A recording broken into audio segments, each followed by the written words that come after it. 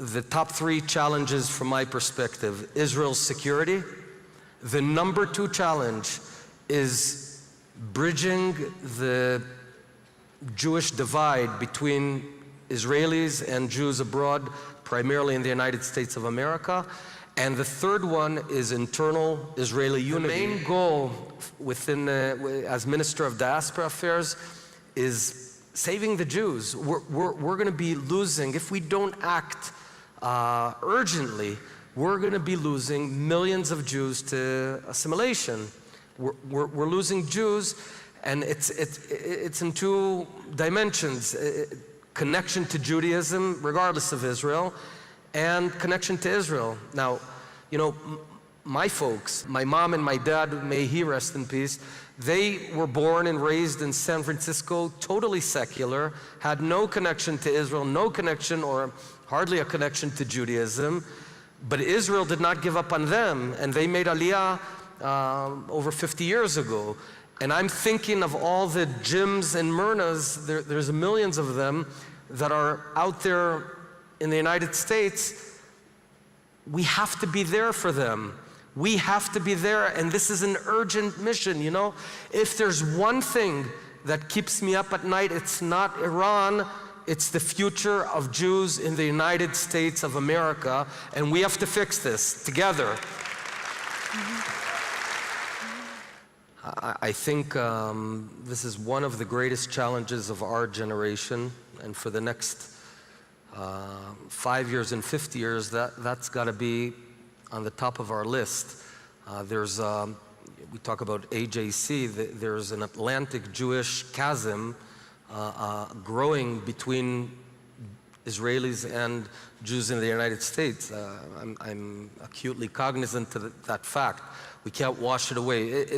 You know, the poll reflects that the Israeli population is gradually going more rightward and more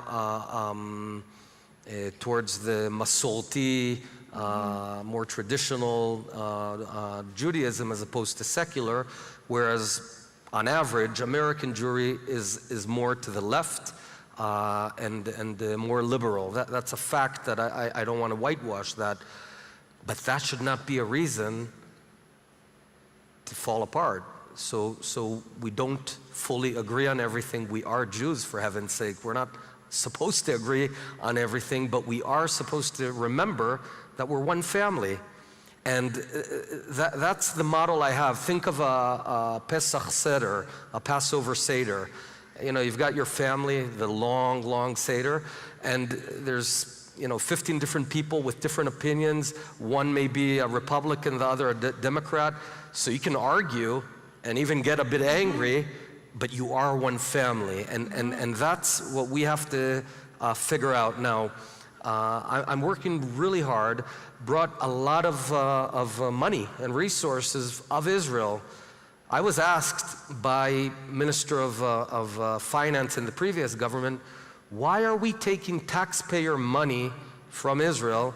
It should go to Sderot and it should go to, to Kiryat Shmona. Why should it go to Milwaukee and Atlanta, Georgia, or Latvia? I had 2 answers. The first answer is the more profound one, because. That's the answer. Because we're all Jews, and all Jews need to care about each other, period. No reason to explain. That's a fundamental command. The second reason is for Israel's future and strategic standing across the world, we need strong Jewish diasporas. Now, the magnitude of the calamity that we're facing, we've had only very few examples in Jewish history. We lost 10 tribes. There were 2 tribes and another 10. We lost 10 of them because of that disconnect. We can't let that happen.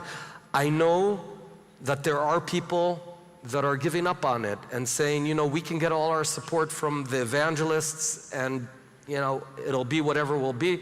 I'm all for Christian support. I'm happy about that. That's great.